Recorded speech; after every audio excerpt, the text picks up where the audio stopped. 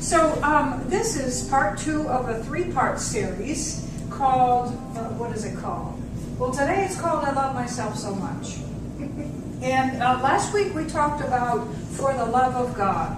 We were talking about this idea that possibly the way that we might want to approach life is first with our relationship with God, then with ourselves, and then with others. And I learned that from a very wise group of people who not only suggested it, but have been living it, and it seems to be working for them. And we're going to end up this month talking about our love of the community, the family that we belong to. And that will be after a handful of us come back from our annual conference and have we'll be jumping up and down, having a whole lot to say about that. So this week what we're talking about is self-love. And there's a song that we're going to sing after I share this piece with you that says, I love myself so much that I can love you so much, that you can love you so much, that you can start loving me. And, it seems kind of conditional, but it's another kid's song written by Ruki Byers-Beckwith that they sing in celebration sometimes at Agape. I love myself so much that what? That I can love you so much, that you can love you so much, that you can start loving me, right? And it's not because I'm going to do this whole thing so that you'll love me. The thing about the way love works, it's one of those spiritual principles, is that in giving it, we receive it. In offering it, we get some. In agreeing to be a conduit for love, we're loved as love moves through us. So it's a wonderful concept, and the song that we're going to sing after this piece sort of just puts that whole cycle in a real easy to remember set of words with a melody, which, by the way, right, makes a great little affirmation to carry around with you. One of the benefits of doing New Thought music is that you get these really great songs stuck in your head. And if you're going to have anything stuck in your head, looping and looping, well, it might as well be good. It's a start, right? So we have that. So the other thing about self-love is that what we really think and feel about it, like everything else, is something that we actually already know. But if I ask you right now, what's your first thought on self-love? And no, you don't have to say it out loud because it may or may not be pretty, okay? If I ask you, what's your first thought on self-love? You hold that in your mind for a moment. And then I say, okay, now, hold on to that thought about self-love, that very first thing that came up for you. And then say, okay, I'm identifying a feeling that's starting to take shape when I think about that. And what is that feeling? And again, you don't have to share. Okay. Now, if we were to stick with this just a touch longer, you'd even have some emotion coming up around that feeling related to that thought about self-love. Suffice it to say that is your dominant belief revealing itself to you. How many people are in the Shortcut to a Miracle class? We're here today. A few hands up, right? Okay, so you're in Shortcut to a Miracle, and we studied last week that the dominant belief does what? Right? Manifests. Your dominant belief manifests. So, oh darn, would you like a do-over? I just said, what's your first thought that comes to mind about self-love? What is the feeling that comes to mind when you think about it? What is the emotion that begins to well up when you stay with that process? That's indicative of your dominant belief because it popped up first without thinking. A lot of those times when people have you do tests and things, they want you, like the Myers-Briggs is one of them, but they want you to answer quickly because if you stop and think, then the result is going to be different. It'll be less accurate if it's one of those inner things. Okay, no worries. So maybe something came up, and I'm making an assumption. You might all be just so fine that you're just here because it's a beautiful morning and you like to share your love of self-love with other people, and that's why you're here. A lot of us are here on this path of study and discovery and spiritual practice because something within us says, I know there's more. I know there's more than what I've been experiencing, and I would like to access that. And I'd like to be with some other people who are doing the same thing, because there are days when this journey makes me want to jump up and down, and there are others when it makes me want to lie on my stomach and, have a good old temper tantrum. So we're here for whatever reason, and wherever we are in relationship to self-love or anything else is perfect and right on time for who we are. So even if you want to do over after that little experiment, that's okay because you're in the right place. There's a neat thing going on. It's called a paradigm shift.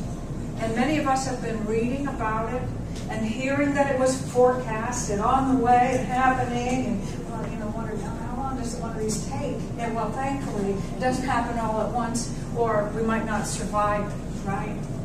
But there are a couple things about a paradigm shift. It is a change from one way of thinking to another. It's a revolution.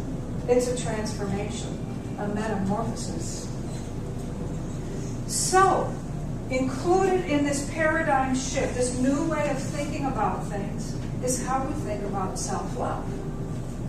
If we were going to say there were any bad news, the bad news might be, oh darn, I grew up in the old paradigm. But the good news is, I'm still here and we're having a new one, okay? So maybe in terms of self-love, we grew up in the old paradigm, where we haven't yet recognized how valuable, how vital, how incredibly important self-love is to things like success even, to things like health and well-being, harmonious relationships.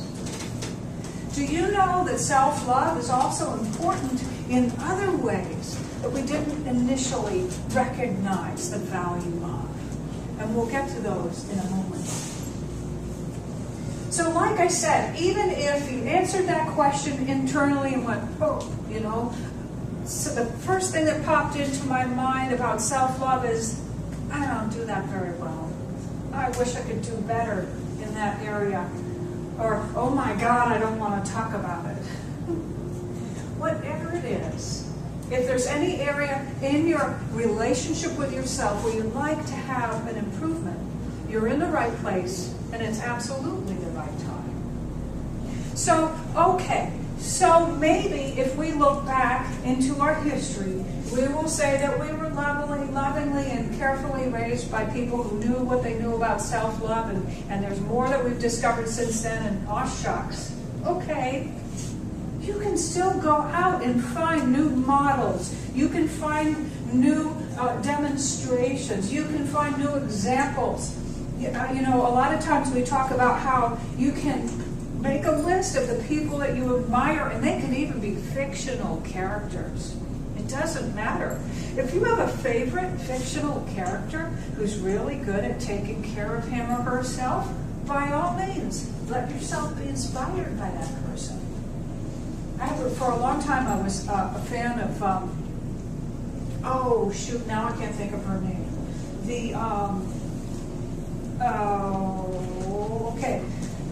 There's a series of detective novels, and they are not numbers, they're letters.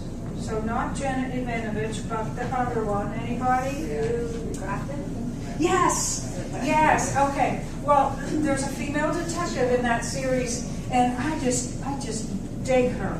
She's like, you just have to excuse me, okay? This is revealing things here. But she's always, she's got a little office, and she used to sell insurance, but she got involved in doing detective work and kind of likes it. But her lifestyle is like, get up in the morning, have a strong cup of coffee, go for a run, and then and then work, and then she does something like go to Burger King, and then she'll come back home and she'll take her socks off and dust the railing with them before she puts them in the laundry. That's her idea of house cleaning. So her idea of self-love, I really like that, but it might not be for everyone. I've got got to take a little aside here before I go back to what I have planned and just tell you that the first rendition of this was, once again, I made a commitment to talk about something actually for the Natural Awakenings deadline, which is quite some time ago. So 6 weeks in advance, I make a date to talk about self-love on this day. And I was talking with George before the celebration. He goes, I'm kind of feeling like I was on the whipping post or something this week. Just one of those, kind of. And I said, me too. Because what I did is I set myself up to really look at my relationship with myself and to look deeply at self-love and to commit to having some transformational experience by Sunday. When you sign up for one of those intensives and they say, okay, you can turn off your phone, there will be no television, we're locking the door now, and if you forgot something, well, that's just too bad. It was like one of those. So I learned a lot, and I cried a little bit. I'm like, oh God, I had so far to go. But what my realization was is that, okay, people, once again, we're on this continuum, which, by the way, is infinite. So, like, wherever you are on it is perfect.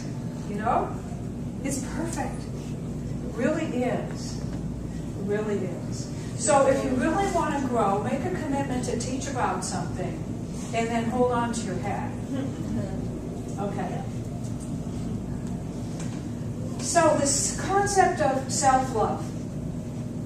If we think about it again, we think that perhaps there might have been a couple things that happened. One is that we realized, gosh, actually I'd really like to grow in that area, or I don't want to talk about it, or, but where do I begin?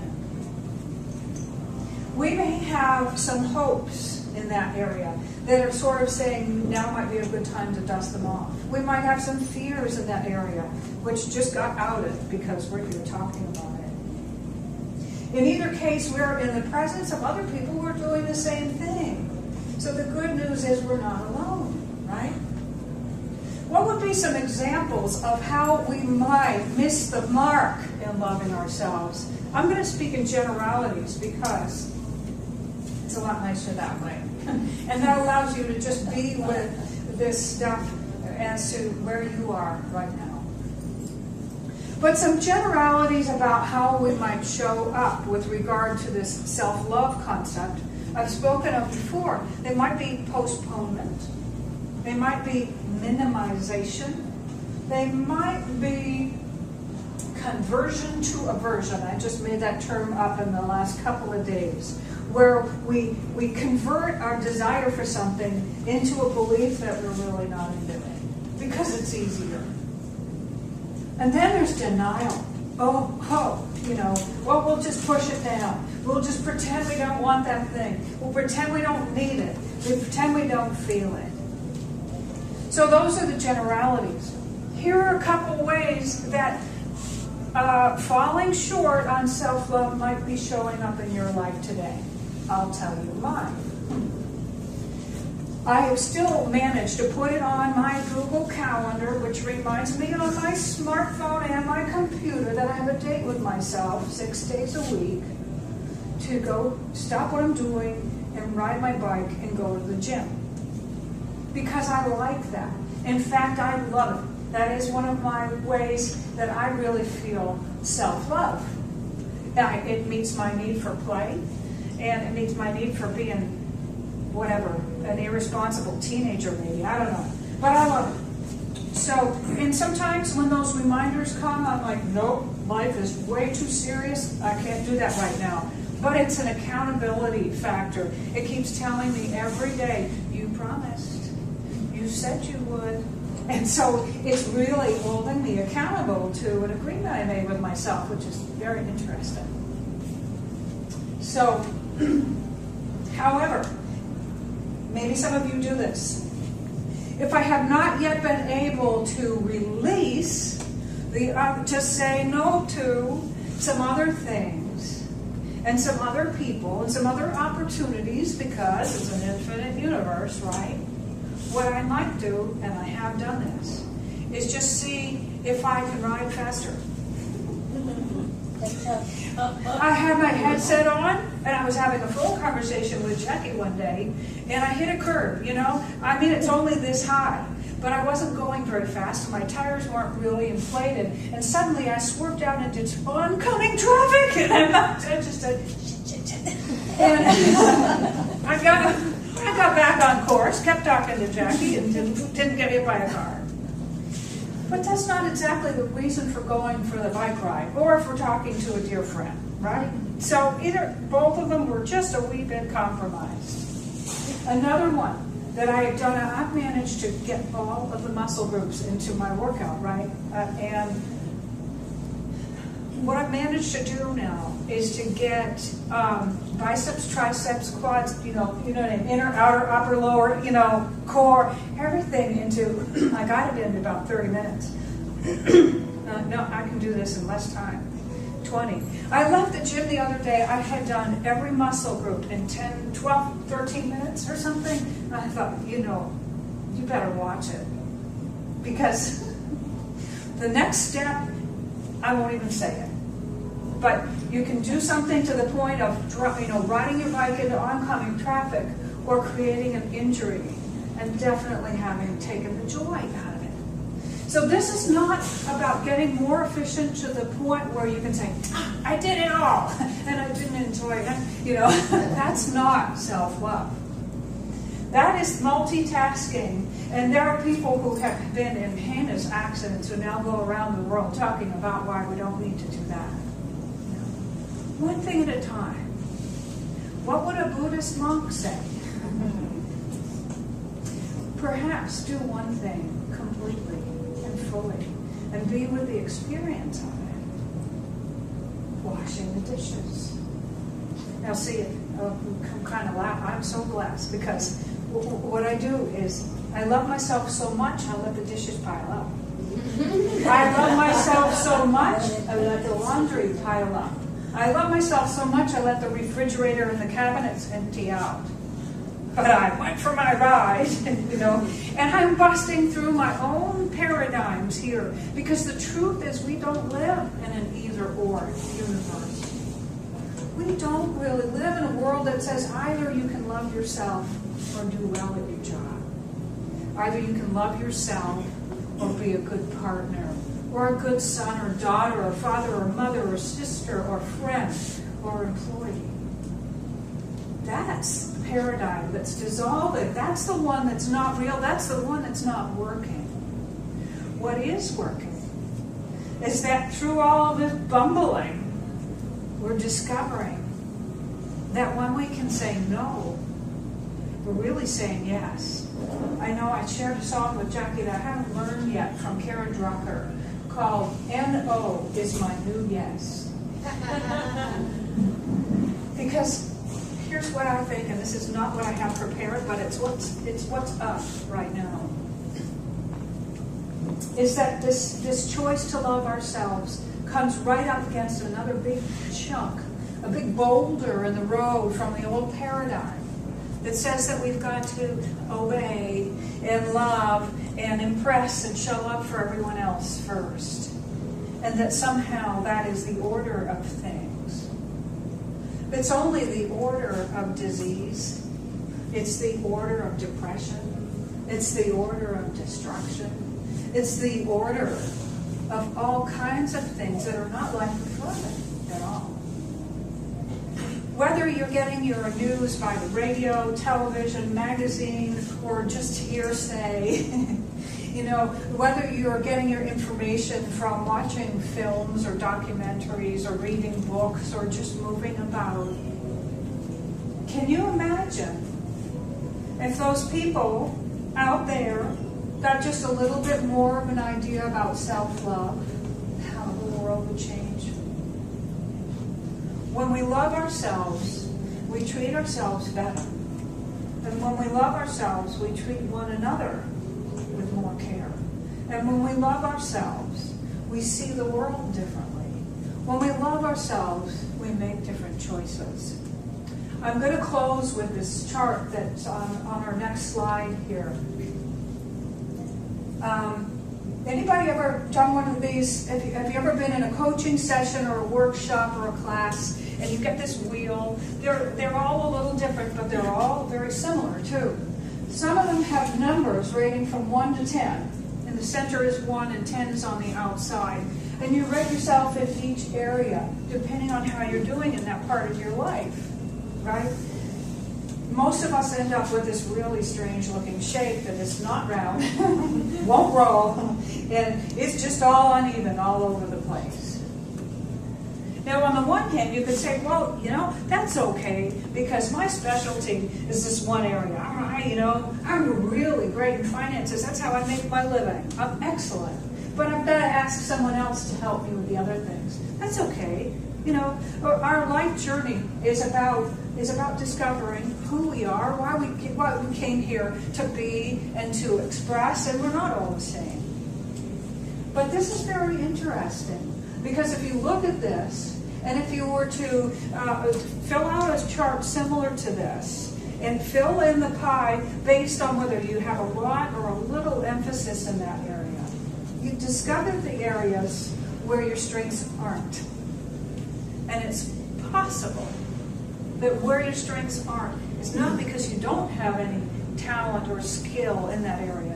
It might be, in this case, with what we're talking about today, it might be that you haven't allowed yourself, given yourself permission to explore that area more, to spend more time in it. So what I'd like you to consider is that possibly the idea that there wasn't enough time, that it was a foolish pursuit, that there are more important things to do than that, is to consider that came out of the old paradigm.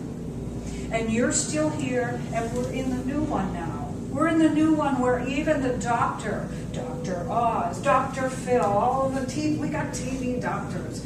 Everybody is saying that self-love is important. Everybody is saying that it is really vital to take the time to discover what you love and follow that. And instead of those guidance counselors of old who looked at the trends and said, oh, I've got to send you in the direction of something where there's a lot of market growth, and a lot of hiring, a lot of activity, the best thing I can do is send you in the direction of what you love. It's what you're going to be really good at.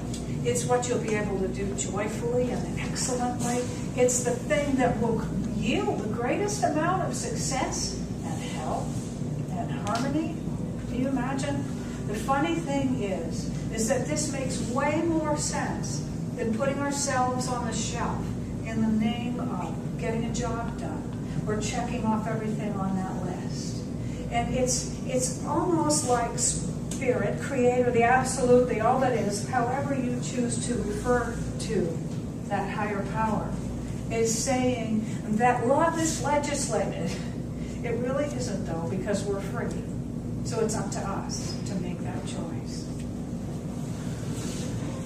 So today, what I want to do is just close with one final word, and then we're going to do another one of these affirmative prayers to really lock it in.